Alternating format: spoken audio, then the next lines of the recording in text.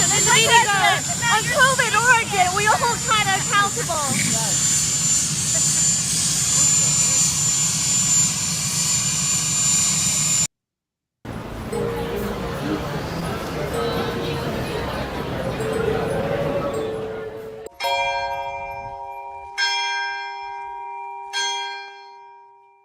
And welcome to this week's News from the Pew, where we actually don't take vacation. We actually stay and actually do our jobs. I am your host, Rick Barrett, and I am joined by my always trusty panel. We have Jonathan Arrington hanging out with us from the great state of Georgia. We have Mr. Fawaz Yazzie hanging out with us from the great state of Kentucky. And we have Steve Cunningham. So, gentlemen, welcome all of you to the program. I would try to say North Kakalaka, but he got mad at me earlier for saying it, so I'm not gonna make fun of Ric Flair. You got to be more Ric Flair about that. North Kakalaki. Yeah. Well, we don't want to go full Flair. You never go full Flair in these situations. That's the key. But folks, from last week to this week, we definitely had some stuff happen. And it was strange because it was a promise Republicans made that they actually kept. One of the things that kept Speaker McCarthy from becoming Speaker McCarthy was that little Freedom Caucus of people like Matt Gaetz and Marjorie Taylor Greene, all wanting certain things. And one of those things was the release of the 40,000 hours of January 6th footage. And surprisingly enough, McCarthy actually allowed Tucker Carlson and his crew to take a look at it. And Tucker has dropped it. And if you haven't seen these hours or his view of them, you can take a look right now. Crime, they will tell you again and again, is not what happened on Election Day 2020. The real crime is what happened 2 months later on January 6th, when Donald Trump led an insurrection against the duly elected American government. To prove that claim and to divert attention from the details of the presidential election itself, Democrats in Congress impaneled what they called the House Select Committee on the January 6th attack. The point of that committee was to prevent Donald Trump from running for president again. In December of last year, committee members voted unanimously to refer Trump to the Department of Justice for criminal prosecution. Mission accomplished. But what the committee did not do was explain what happened inside the Capitol on January 6th. 3 weeks ago, thanks to the new Republican Speaker's office, we gained access to thousands of hours of surveillance video that help answer that question. The January 6th committee had access to this very same tape and watched much of it. But as we're about to show you, committee members lied about what they saw and then hid the evidence from the public as well as from January 6th criminal defendants and their lawyers. That is unforgivable. Whatever you think of Speaker Kevin McCarthy, he rectified that crime, and we are grateful that he did. Before we show you the tape, a few words on the process. Our producers had unfettered access to the Capitol surveillance video. Neither the Speaker's office nor our bosses at Fox News interfered in any way with our investigation. Of the 40,000 or so hours of tape, most of it turned out to be irrelevant, static shots of empty rooms, in some cases far from the Capitol itself. To find relevant videotape, our producers were given use of Capitol computers with advanced mapping software. That made it easy to find what we were looking for. What we didn't have was access to facial recognition software, and that was significant. For more than 2 years, we have wondered why some in the crowd that day who seemed to be inciting violence were never indicted for it. We assumed these were federal agents of some sort. We still assume that. And in fact, there were many examples of behavior we saw in those tapes that didn't seem to make sense. Men in civilian clothes holding doors open for protesters, escorting others through the Capitol, etc. We would love to know who these people were. But as of tonight, we don't know. And because we don't know, we're not going to put their faces on the screen and suggest they were federal agents. That would be irresponsible. So there were many mysteries we could not solve. Among them, unfortunately, is the shooting of Ashley Babbitt. From the evidence we have, the publicly available evidence, it seems clear that Babbitt was murdered by a Capitol Hill police officer called Michael Byrd. Ashley Babbitt was unarmed. She was shorter in stature than average. She posed no conceivable threat to anyone. But beyond that, we can only speculate about what happened. There were no security cameras near the Speaker's lobby where Ashley Babbitt was killed. And one more thing. Virtually no one in Washington, Republican or Democrat, certainly not in the news media, wanted to see this tape released tonight. That's why it's remained hidden for more than 2 years.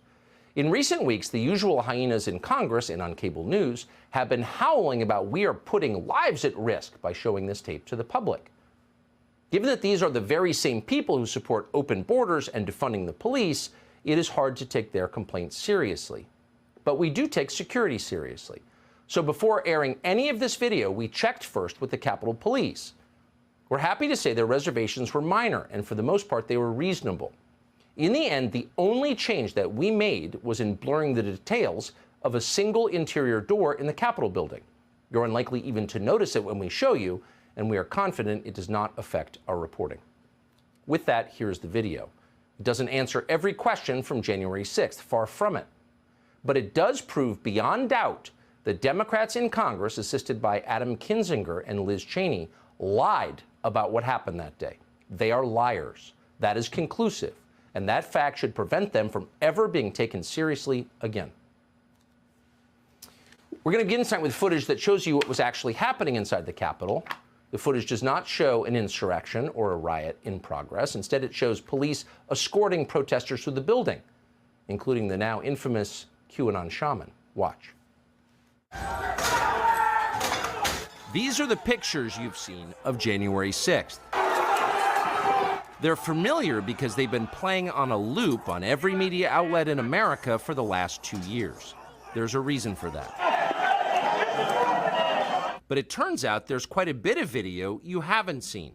And that video tells a very different story about what happened on January 6th.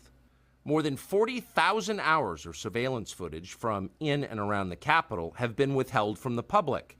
And once you see the video, you'll understand why.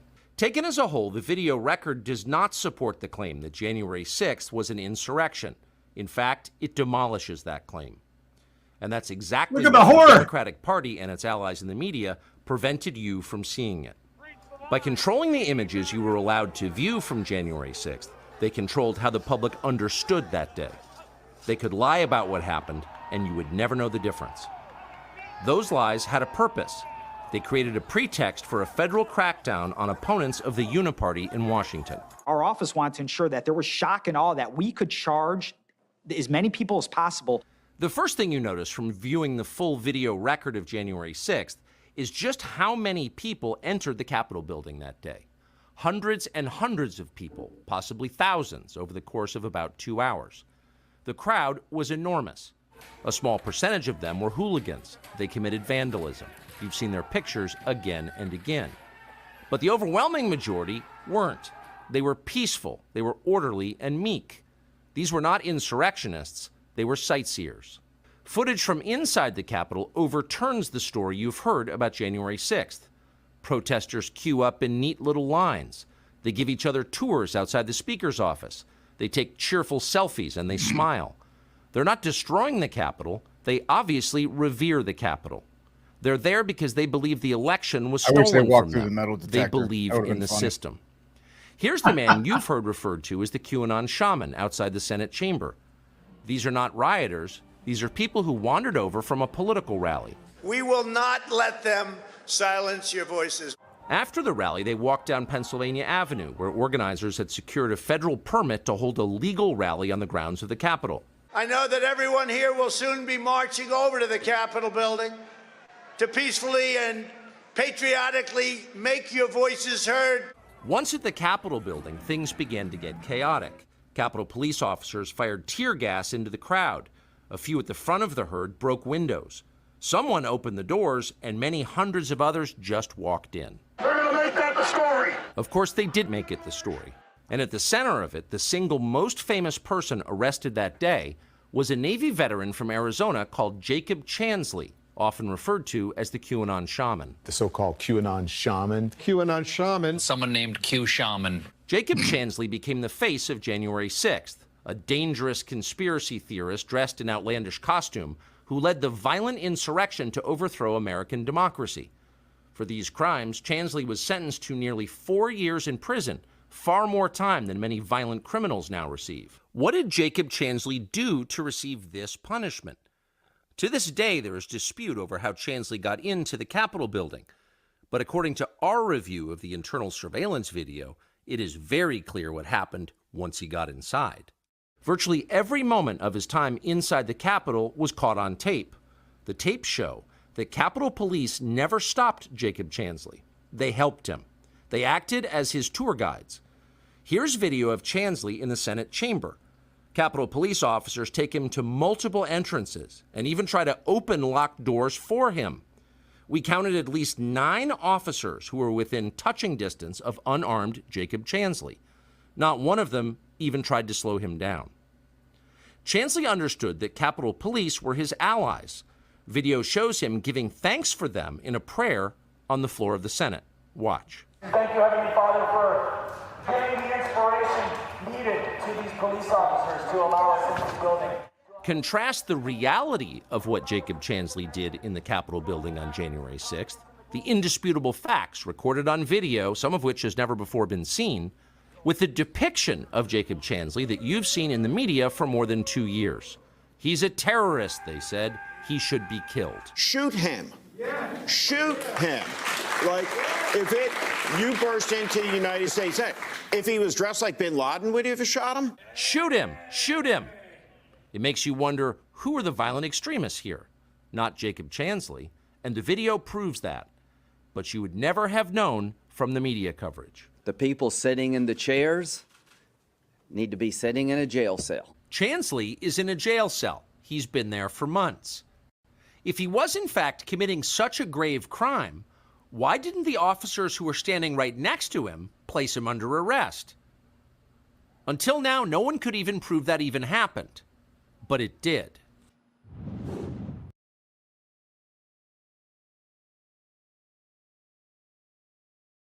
We can't hear you. You're I on mute. pulled a Rick. Since Rick's gone, I might as well be the mute guy for a little bit. So yeah, he's rubbing off on me.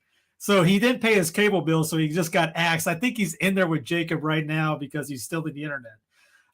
Here is some of the response videos from I don't know, was The View. Oh yeah, The View. News to depict. I apologize to anybody. Don't do this to us, Steve. This in a way that's completely at variance with what our chief law enforcement official here at the Capitol thinks. Well, when you got Mitch McConnell saying, then you're really screwed. Yeah. So I'm really concerned about not so much Fox News and Tucker, because we know he's a liar. The judge found that. But what about our elected? I have a question. Yeah. I have a question. How come this is not thought of as being recruiting? How come they're not thinking about this as radicalizing? Why is this not being scrutinized the way that they scrutinize other? Yeah. Well, she's now comparing that to those terrorists, as what's his face? I can't remember his name. He's the Islamic not genius, but master. He knows everything. Andrew Bright. I can't remember his last name. Anyways, he wrote the book Lions of the Faith. Anyway, he talks about these being the Muslims having smut films, basically, these, when they have the beheadings. She's literally comparing that video to that. Because to me, this should be against the law. You should not be able to lie to the American knowingly. Andrew Bizod. It's one thing if you made a mistake and you didn't know, but we heard for 5 or 6 years how, the media was lying, sackadoo, they were fake news, they were this. So how come? What do we do as Americans to say this is not okay? You'd have to say the First Amendment. Yeah. I think the First Amendment doesn't allow you to willingly lie. That's their defense. Can I just say one thing? I don't know what she's high on that. I think Tucker Carlson is more destructive to American political discourse than Donald Trump, and I think he's more powerful. I think they're all destructive because they lie willingly. But this is a man who basically goes on his airwaves and says, what would be so bad if Putin won against Ukraine? Yeah, he says insane things. He pits Americans against each other, knowingly lying to them. And even if it's not Trump, whoever the next Republican politician is, they're going to have to win the Tucker Carlson primary. He's just an entertainer, though. He's not the newsman. The judge found that, but and they're not. Whoopi, you just said something I don't think I've ever heard on television. No, rarely. Because it was that dumb. About domestic terrorism. Yes. Because you had the FBI director, Chris Wray, say the number one threat to our country, to the survival of our democracy, is domestic terrorists. How do you recruit domestic terrorists?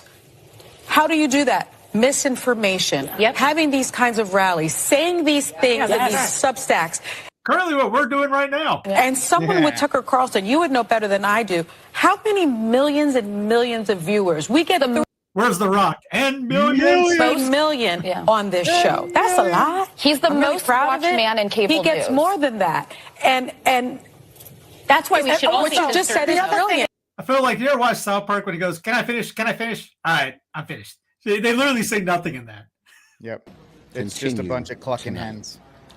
Rupert Murdoch, who has admitted they were lies and said he regretted it, has a special obligation to stop Tucker Carlson from going on tonight now that he's seen how he has perverted and slimed the truth.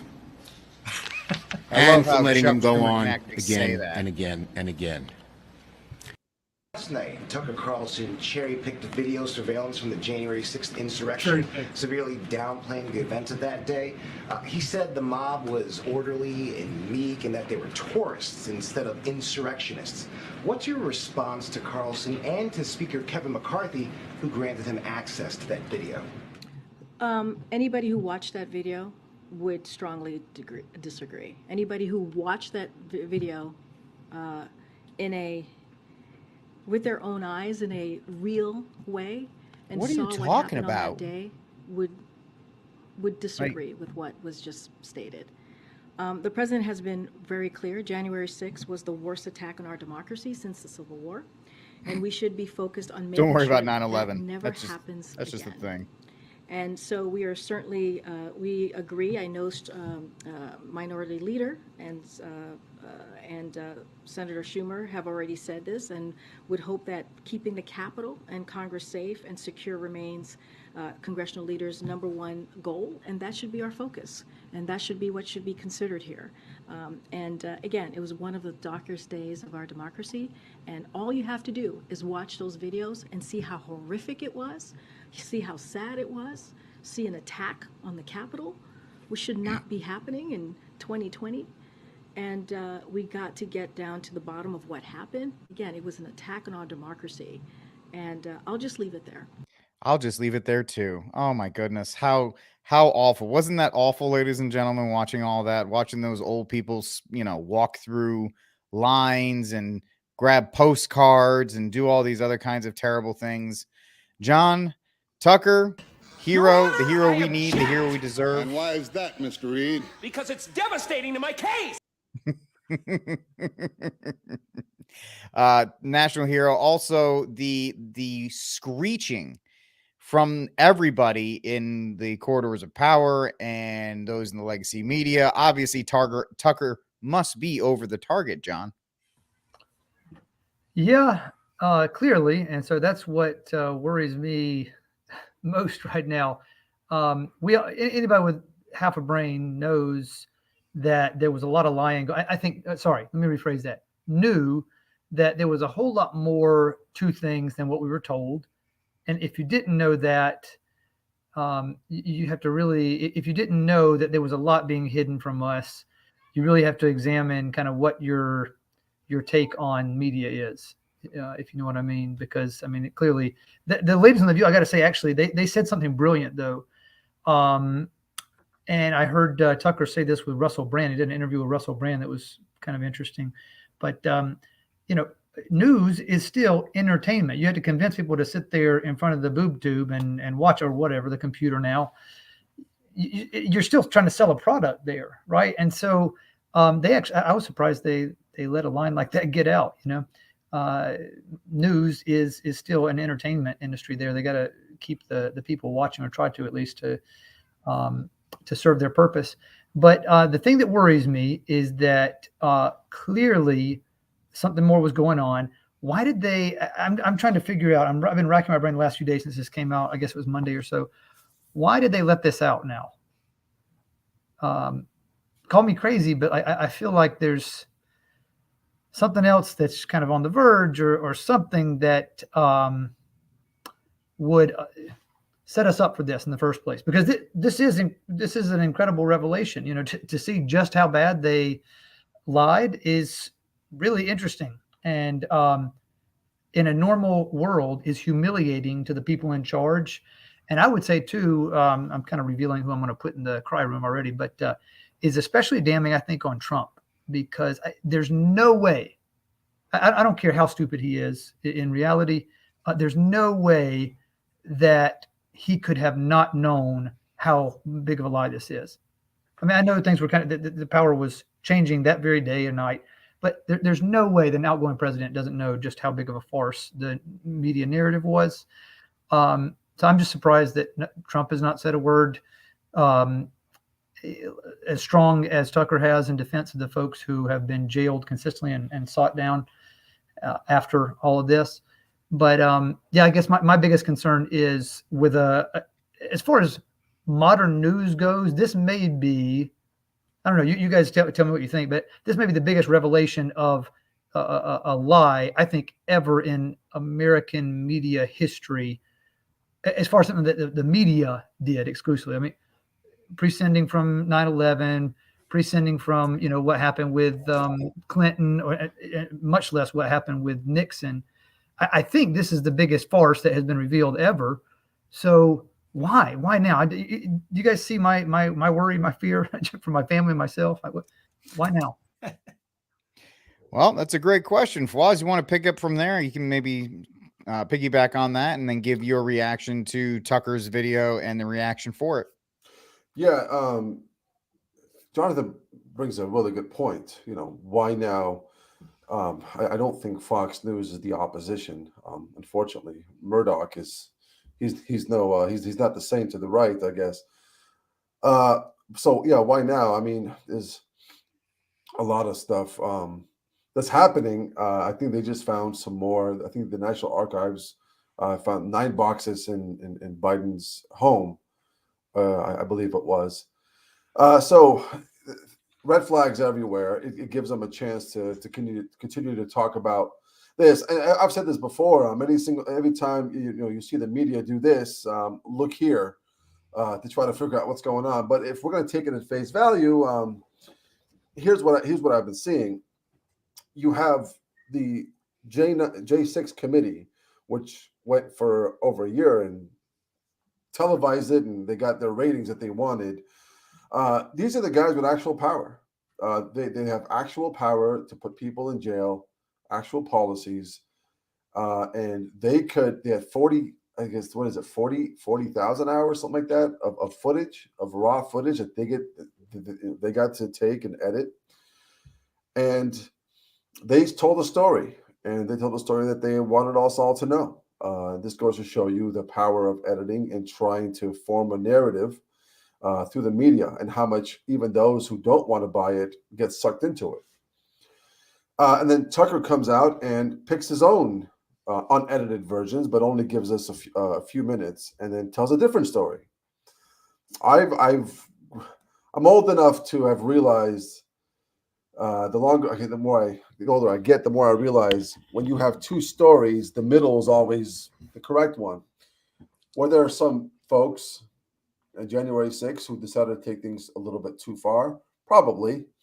But was it what they said it was? No, not even close. As a matter of fact, I would go as far as to say the BLM riots in the summer of 2020 was more damaging to democracy, was more damaging to communities. And those guys are out free. They got their, Gucci and what they stole and all the stuff that they burnt, communities that they destroyed, and then left. They're at home. At the same time, you have the guy who was escorted in, said a prayer for the police officers at the Capitol, and all of a sudden he's in jail for 4 years. So this is the bullies getting caught and claiming victimhood. Garland came out and said, This is horrible for the 5 police officers who died that day. First it was 1, and then we realized he did not die that day. Now there's 5. It goes to show you what liars do. If the lie gets caught, lie bigger. Double down. They have the power to change it, shift the narrative. But again, I don't think Tucker is fond of Trump. I think he's shown that he doesn't like Trump at all. So, but I think he likes Trump's base. So I don't know. I don't know what the answer is. I just know that if there's two stories, I really try to stick to the middle. And from what I've found out is we've always known. What is it now? The conspiracy theorists were 60-0 at the moment. So, yeah, absolutely. Steve, Fawaz just mentioned it, and as much as the clucking hens on the View cluckety cluck, they actually did make a good point where that is the guy. He is the kingmaker of the party. It's not Trump. It's not McConnell. It's not anybody else. It's really this. And I think, Fawaz brings up the point that, he doesn't like Trump. Let's also remember Tucker was the guy who flew down to Mar-a-Lago at the beginning of the cough and convinced Trump that this was that the vid was much worse than Trump was taking it, and that he needed to take that kind of action. But Tucker is is he the last bastion of free speech, Steve? No, one of the only reasons why I watch Tucker is because Jonathan turned me on to him. He's always telling me, "Hey man, you got to check this Tucker video out." I like most. I would say most of what Tucker puts out. First, let me show you what a real insurrection looks like.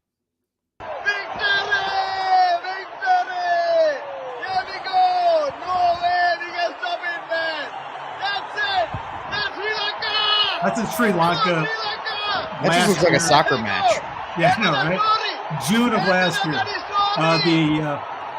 The officials left in boats.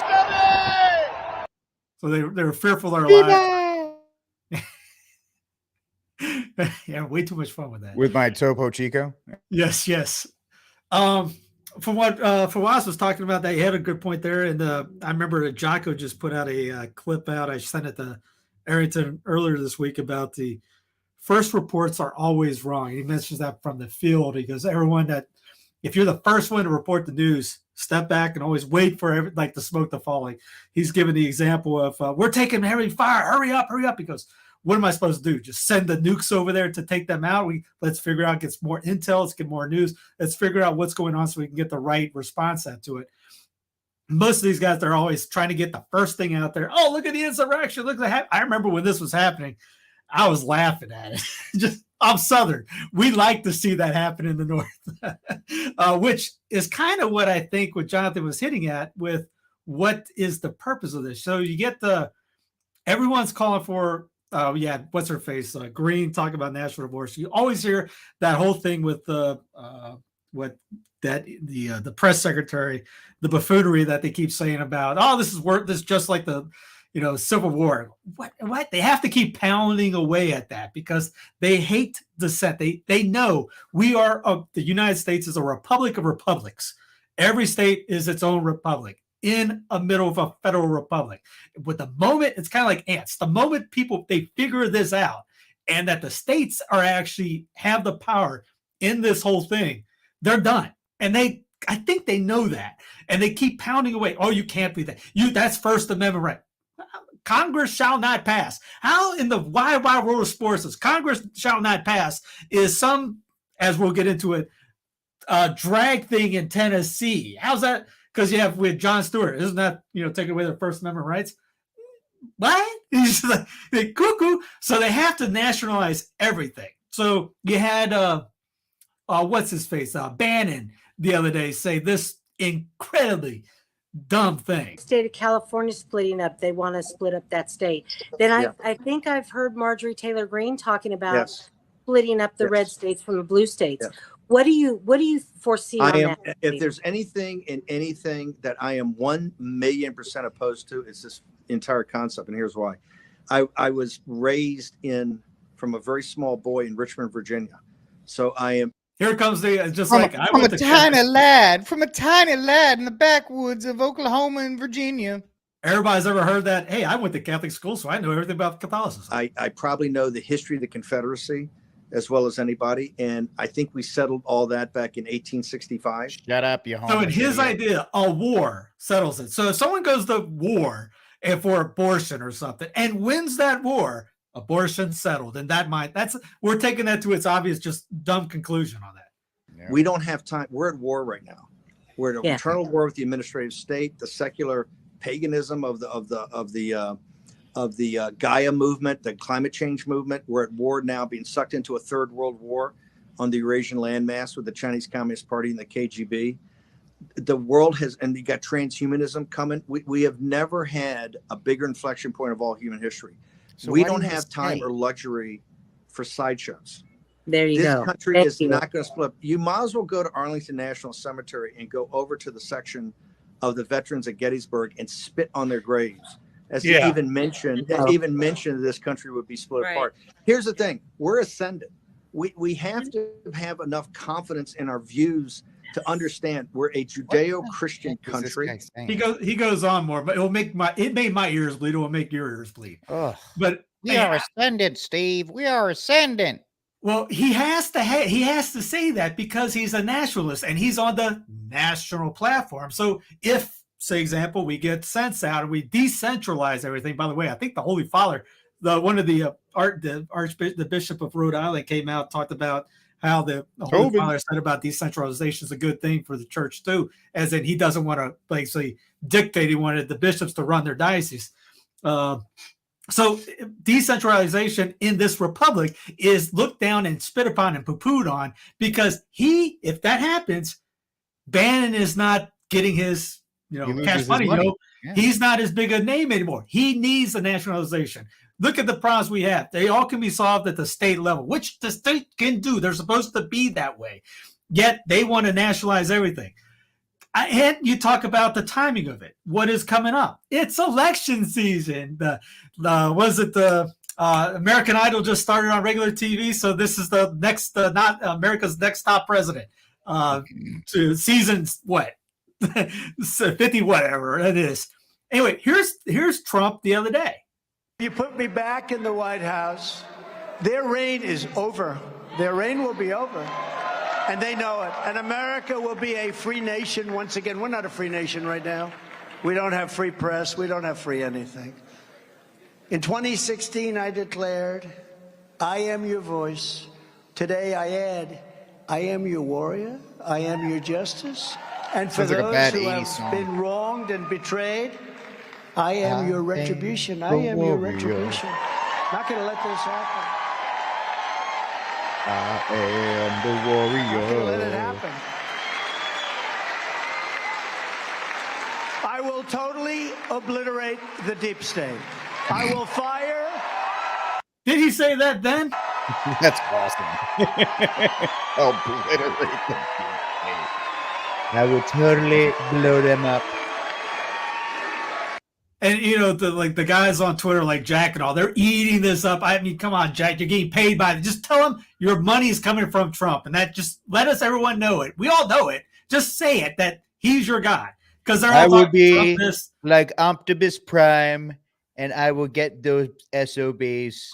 The hopium is just insane. Second round, it's the same stuff. You guys you're all about it now. Here is the part of it's okay when we do it section of Trumpism. I'm watching the news media, but Donald Trump is running for president again. They don't put him in prison. Yes, I am, first, Tucker. which, of Shut course, their up. plan.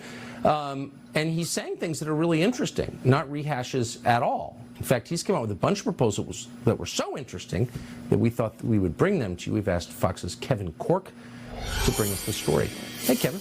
Evening, Tucker. A little change of pace story for you tonight. Now, to hear President Trump tell it, a second bite at the presidential apple could net a quantum leap in the American standard of living. Quantum leap. Those are just some of the comments made by the former president on social media platform Truth Social today. He said the American future would be much, much brighter with him at the helm, with, quote, brand new cities, another baby boom, and a push to develop flying cars, a doff of the fedora perhaps to the Jetsons of old. Now, a Trumpian future could include a contest to develop 10 freedom cities on federal lands, and that would happen with grants, he says, awarded to those who come up with the best city plans. It's all an effort to reopen the great frontier. He also wants to develop vertical takeoff and landing vehicles for families and individuals. He says that's an effort to outmaneuver the Chinese and other countries that are developing such technologies. He wants to revitalize rural industries to include a manufacturing renaissance and more incentives to attract younger families to those cities. And these are all important to him. He also wants a baby boom. He wants to encourage it with federal grants authorized by Congress to support growing families. And finally, he wants a national beautification campaign to rid the country of ugly buildings and to revitalize parks and, of course, ensure a pristine environment. Now, to be fair, the president's ideas were just that, just ideas, which... Now, what about when I say that it's okay when we do it? He spoke of 4IR, Fourth Industrial Revolution ideas in that. Do you see Bannon upset about that? He talked about transhumanism thing. Oh, we got to fight that. Well, it's okay when we do it. And that's kind of the mindset. It's going to be okay when we do that. And the whole national, you're going to like those nice, cute, cuddly posts that he just said. Beautification of buildings. We can do that right now. States can do that right this minute. You don't have to give 10 cities in the federal land. Okay, great. They're still in the federal. They're still who's running those things? What do you mean by that? 10 smart cities? I mean, there's a lot to that because he's in for the tech stuff. I trust that as much as he can throw it. Get back to federalism because it's one of those things that this was the union was founded upon. Here's a couple ideas they have right now. South Carolina lawmaker proposes Yankee tax as Northerners flock the state in droves. I love it. That's the state of South Carolina doing what the state of South Carolina has to do to keep people from going into places like Charleston and screwing the city up to make it Boston Part 2. There's a show on HGTV where a New Yorker comes down there and is changing the culture to a New York atmosphere. That's not how you do it. So South Carolinians are ticked at that. The Tennessee enacts nation's first law restricting drag shows. Everything that you've heard about this is pretty much wrong. They're banning public nudity, not drag itself. They're public nudity. Read the bill. But they were ones going after Tennessee for being a state, really. There's another one. I can't remember what it was. In the sense of this was California is banning Walgreens, things like that. People are going just haywire about states are being states. You look to DC for your savior, you're gonna lose. It's gonna be rinse, repeat. Yet again, vote harder. Well, we're also seeing that in many ways, we're seeing a bifurcation, if you will, if I want to use the big word, where and I'll just use the issue that I talk about daily, which is guns. In red states, permitless carry, constitutional carry, which I hate that name, should just be called right to bear or right to carry, whatever the case.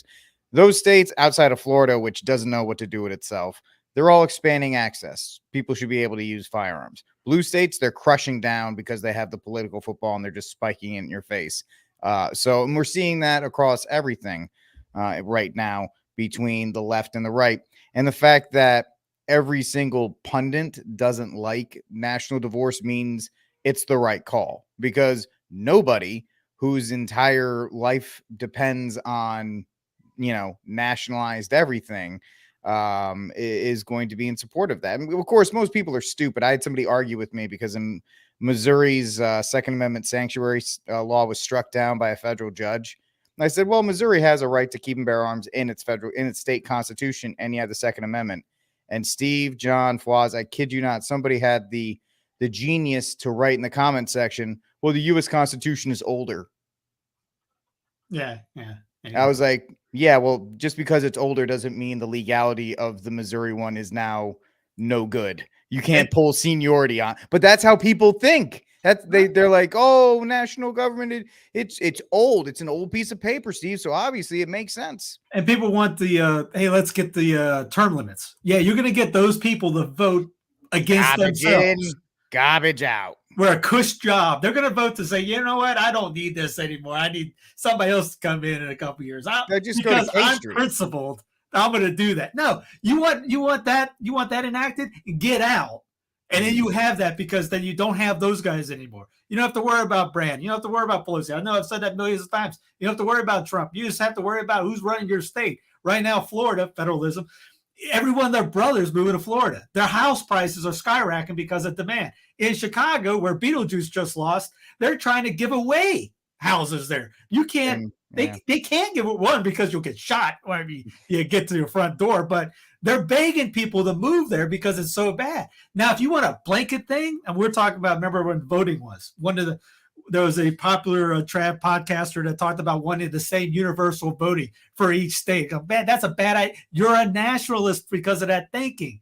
Each state is its own sovereign entity country, united to this republic by that U.S. Constitution. That means South Carolina can do whatever South Carolina wants as long as it doesn't screw up or go against the South Carolina state constitution, like that whole thing we talked about last week with Florida, with DeSantis telling the people from the Books a Million place they can't be there. That violated a Florida ordinance, not the U.S. when they said, "Oh, it's our First Amendment rights." It has nothing to do with your First Amendment. So it's a mindset that we just got to keep changing. Just like when they say, "Oh, it's because of slavery." No, it wasn't. Yeah, you've been indoctrinated since we've been born, really, by state-run schools and education. All right. So now that we have that, now that we've talked about that, I just want to roll this in, Steve, since we're talking about the national thing. When you have a national government, when you have a federalized government, you get nonsensical things like what happened at the International Women's Day competition. In case you missed that. Alba Ruada is a transgender woman who was kicked out of classrooms, barred for sitting for exams, refused job opportunities, subjected to violence, and rejected by her family. But in the face of these challenges, congratulations, sir. She worked to end violence and discrimination against the LGBTQI+ community in Argentina. Thank you very much for this honor. Nothing screams Clown Planet like that. Right. John, the fact that, the national religion, and especially in this, every month now is a celebration toward it as well. LGBT MAP. Now we have Women Her History Month. With either Hershey candies or now just the complete extinction of women, John, and women vote for this in droves. Yes. So on the theoretical level, I agree with you gentlemen who just were talking about the great exit we need here, and anyone else who suggested it. My only I shouldn't say only, but my primary concern is more kind of looking at things from a historical perspective. Back, when Christianity was suffering a lot under the Roman Empire, there wasn't this push to simply exit a structure that was clearly harmful and not helpful to family life, much less the faith. So I think when because I'm on board with trying to exit, especially with the southern states where I grew up and where I live now. But I think we've got to consider that I think the most prudent argument against that on the Catholic side is you're looking at a battle that's not just is going to cause a ton of casualties of one sort or another, but it doesn't seem right now like we have the forces for it. And I mean that not simply the numbers of folks who are convinced that it's the right way to go forward, but who will actually stick through and suffer through no matter what comes of it. So I guess, look, here's what I'm thinking. These folks are nuts, but if it were up to me, if someone were saying like, what's your suggestion? God forbid someone would ever ask me, and follow through with it. But if someone did, I'd say, look, do what the early Christians did. Start, and I know you guys aren't dissuading this.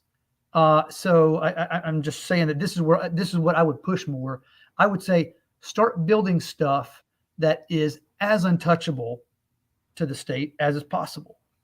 And I mean, most of that, it's kind of stinks because it's not all that glamorous, but it's the domestic stuff.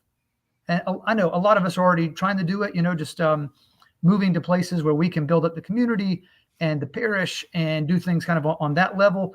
But I think that's the most practical and actionable, thing that we have right now is to just start building things that, at least for now, the federal government's not paying enough attention to, and push that as long as we can. Yeah, do things on the side like the local government support that a lot of the better priests are suggesting as well, because the federal stuff, I mean, we got a few good things out of Trump, but overall, maybe the disaster would have hit earlier. I don't know. Seems like a mixed bag in so many ways, but I guess I would just say these folks are so dangerous and so toxic.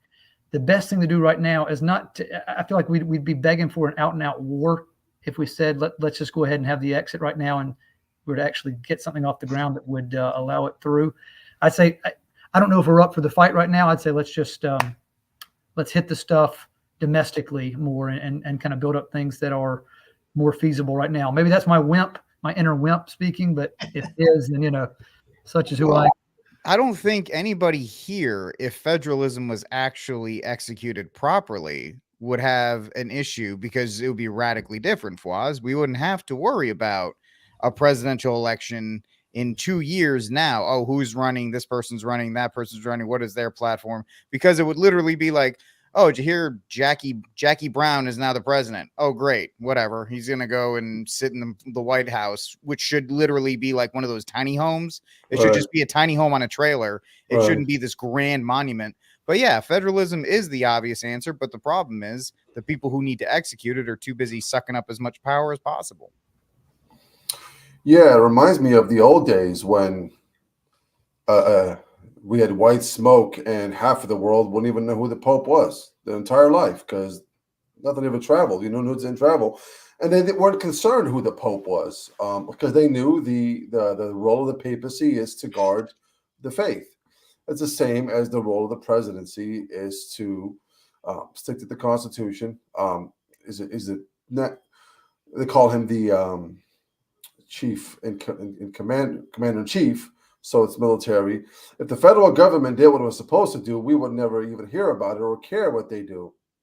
In a way, we can kind of sort of live like that right now because we haven't gotten to a point where it does consume everything that's about our lives. Because your local communities, your local politicians, your state senators, they actually have more power in your everyday life than the president does as of right now. So will that change? Probably a little bit later as we keep giving more power to Washington.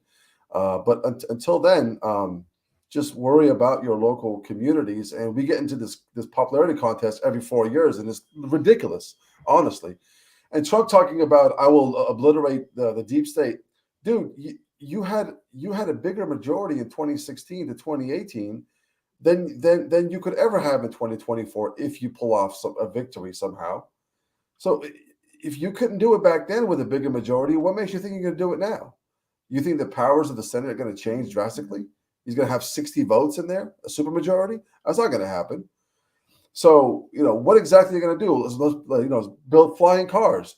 I don't want to drive in the highway with a flying car above me. Anything going to happen?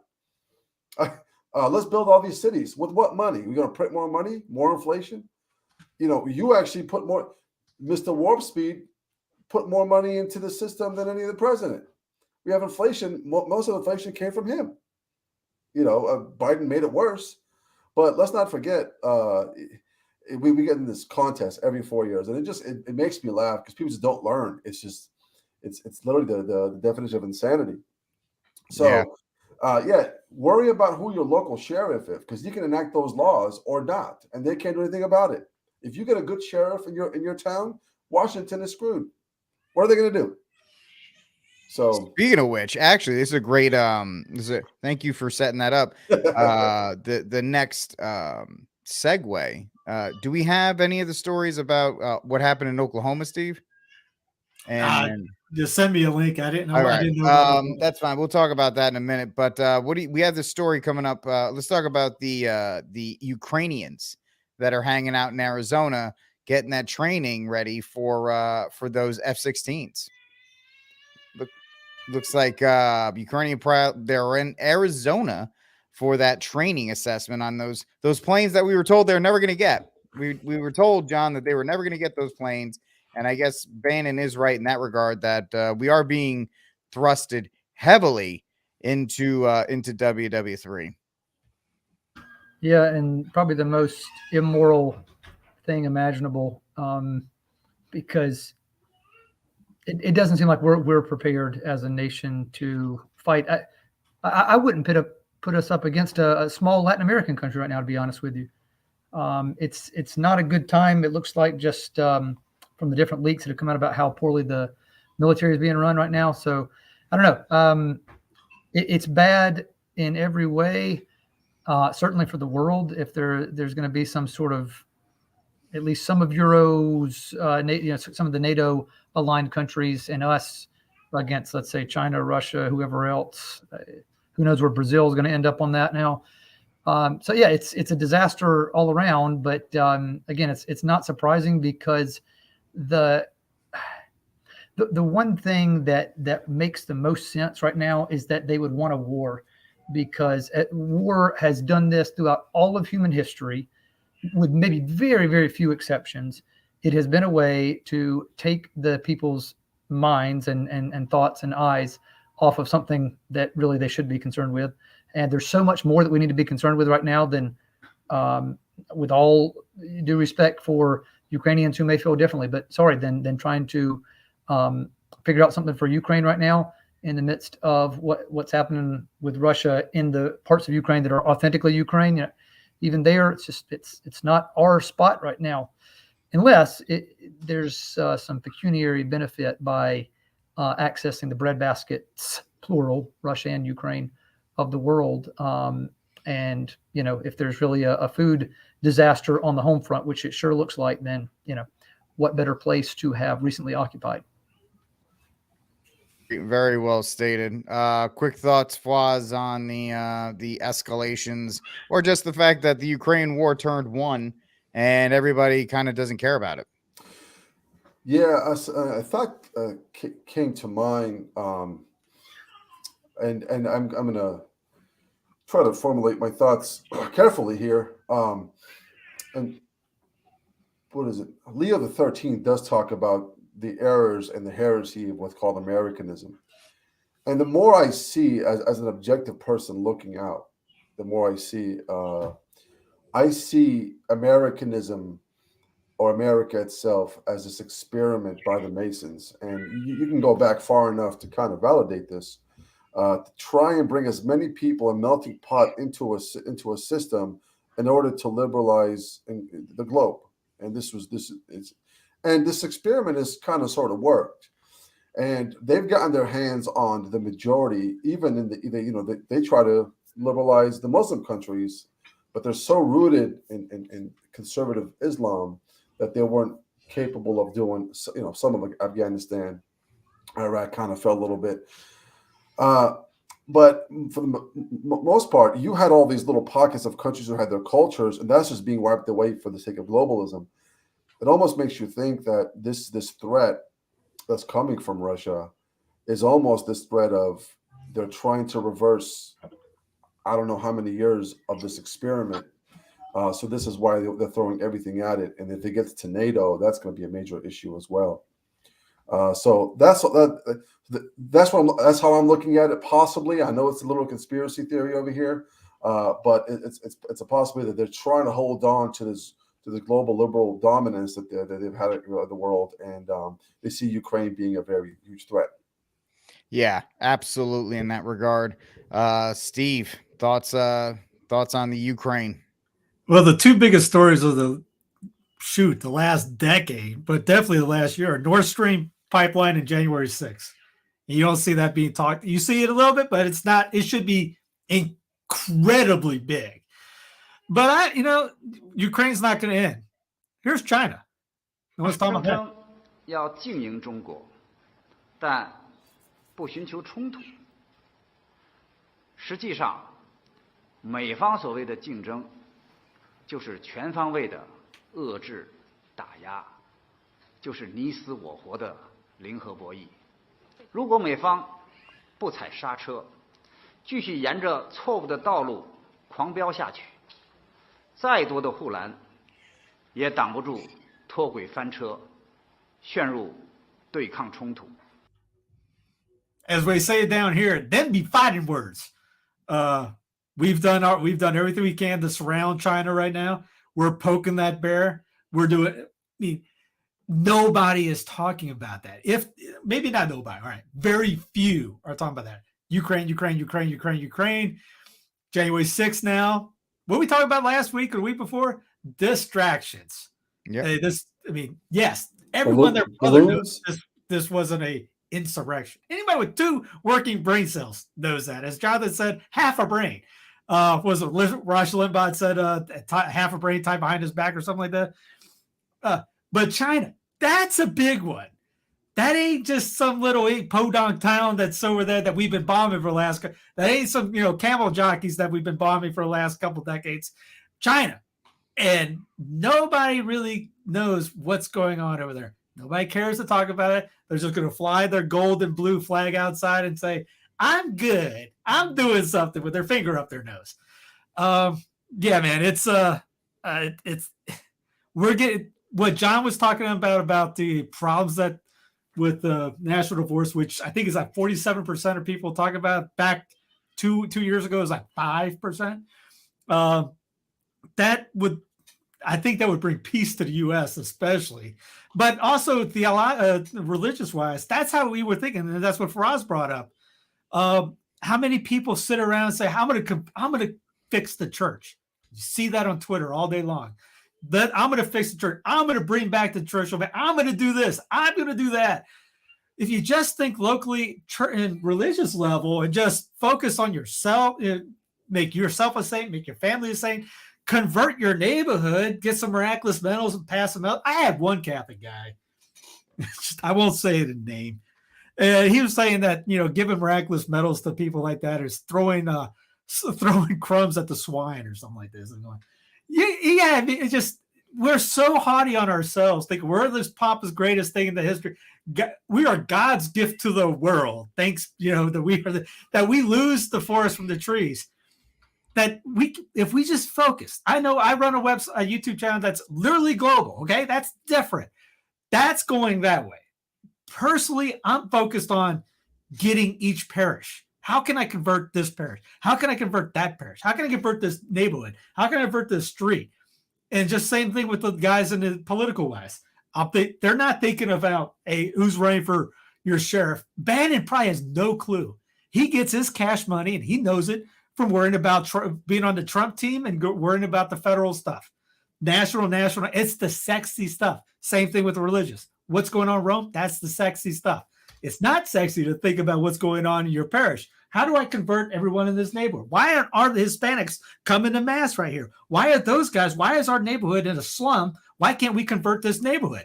If we would focus on that, we would exponentially change the face of this earth. So think locally, act locally on a political level. Works incredibly better at the religious level. We just got to get that mindset changed because, yes, you talk about Rome, you're going to get clicks. You're going to get likes. You're going to get subscribers. You're going to get new followers. You talk about your dice, you're not going to get clicks. You're not going to get that. You're not going to get any of that. So it's our mindset. Do we want to be part of the problem or part of the solution? Most of us like being part of the problem because it brings in the dough. Well said in that regard. Absolutely. All right. So now that we have covered all that, I think John, you want to jump in real quick? I was going to say, Steve had a great series of points there. And I think that's why I would be lacking any confidence right now is there aren't enough people who are saying they're going to take care of the home front.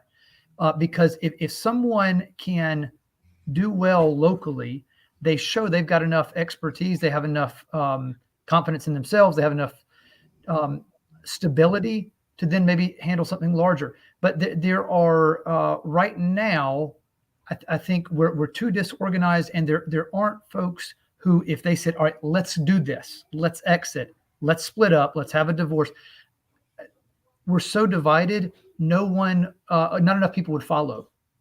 Okay, that's what you got to have. For it to be I think a viable option, we got to have some leaders who have shown virtue, and especially here that enough would follow to make it work. Because, like Steve said, probably about half the country is talking about it and would probably be up for it. But the thing is, they've got to be able to follow somebody who's going that direction and say, "All right, we're going to do this." We're not. It's like what the political commentators talk about. There has to be a sort of ground level populism, but that then people follow someone who is capable. And Trump's not up for it, obviously. So I'm just wondering, who's going to get the ball rolling, and that I think that's the big thing right now. And McClanahan brings that up too a lot and talks about this needs to happen, but the people their mindset's not there. Look at the states; they get federal money. Name me a state that's ready not to take themselves away from that teat. They're not willing to do it. I mean, DeSantis, he took money. I'm sure he did from the hurricane thing. He called the feds. He called them up to come down. So until they say, stay out of my house, stay out of my get off my lawn. Until they say that, and Jonathan's right on that. The mindset is not there. That's why I keep hammering away. We got to get that mindset. But right now, no, no one's there. We on any level. Yeah, absolutely. That's well said by all. Well, guess what, ladies and gentlemen? We've come to that point of the show where it is. It's time for the cry room.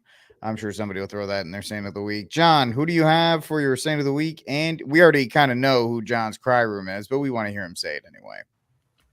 Well, I mean, I'm going to throw Trump under the bus because the biggest thing that has frustrated me about Trump from the beginning has been his lack of loyalty, true loyalty to those who, stood by him initially. And I think that showed maybe somewhat in the large turnover of folks in the campaign from the beginning and the folks in the government that he had from the beginning. But I pray I'm wrong. So I hope I'll wear egg on this one day. But I think there's a big issue when you've got all this video coverage coming out from Tucker this week. And somehow, I mean, it didn't come out through Trump. He didn't get the word out there. And that's a big fail right there, because a lot of people's lives have been forever ruined by what's happened in the wake of that. The kind of different government agencies' pursuit of the folks who were in any way might have even shown up on January 6th. So he gets my cry room for that. And I would say whoever made the final decision to really focus on the hypocrisy of our leaders there, I think that's been Tucker's push this past week. And that's good, because I mean, I think that hits a nerve with most decent people. And look, kill me if you want for saying, using the word decent here about people. I know we're either in the state of grace or not, but I mean, folks that I think overall right now, given the current state of things, spiritual and otherwise, say, I mean, I'd like to support the good, the true, and the beautiful in some way. When they see hypocrisy, I think the average Joe and Jane who are decent say, you know what? That's just bad. That's wrong. We got to do something about that. Things have to change. So whoever really saw the hypocrisy and said, let's propose these videos to show how hypocritical even a lot of the rhinos are, and well, even just Republicans in general. Kudos. That person is my saying. That took some real intelligence and prudence, and I think some bravery as well, because I'm sure there's going to be blowback for it. Excellent in that regard. Fwaz, who you got? My Saints of the Week is, I think, Bishop Paprocki. Is it? How you say it? The one who kind of pushed back on Cardinal McElroy's crazy talk. I think that's how you say his name. But it's good to see bishops who are asking for clarity from cardinals who are pushing something that is not part of Catholic moral doctrine. So I put him as the same. My cry room was actually going to be a bit unusual.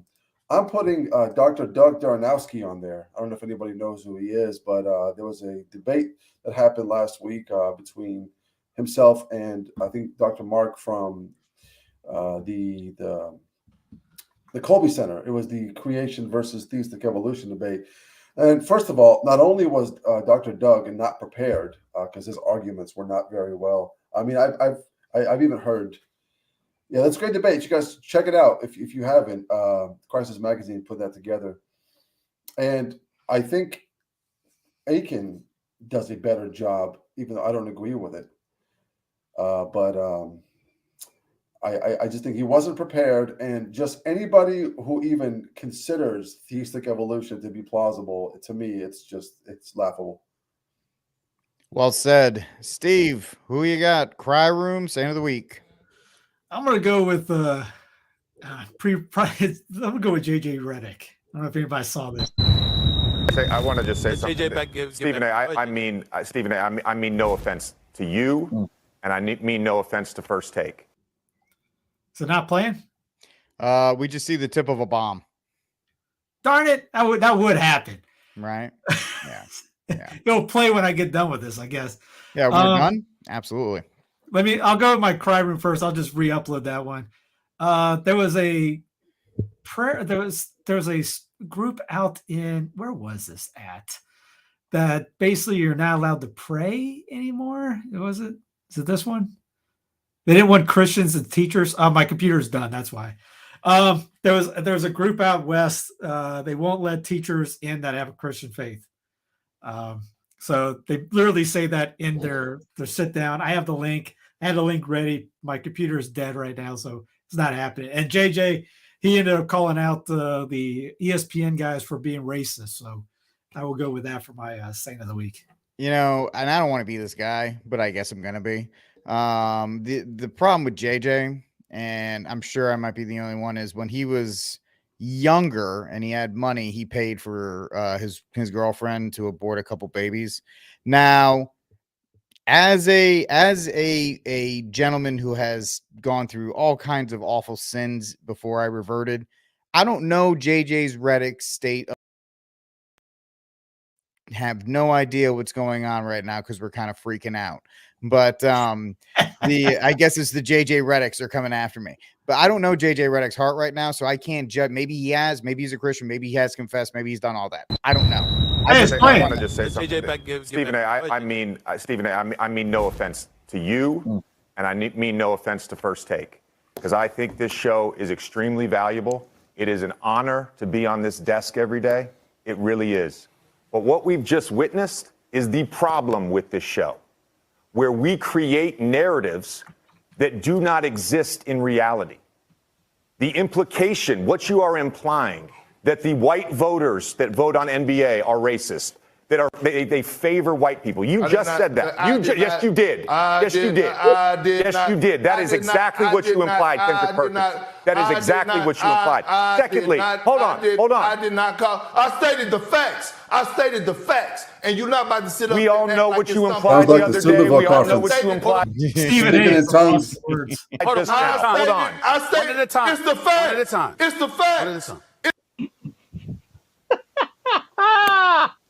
I love this point. We create a narrative that has nothing to do with reality. That's what's going on with Lamar Jackson.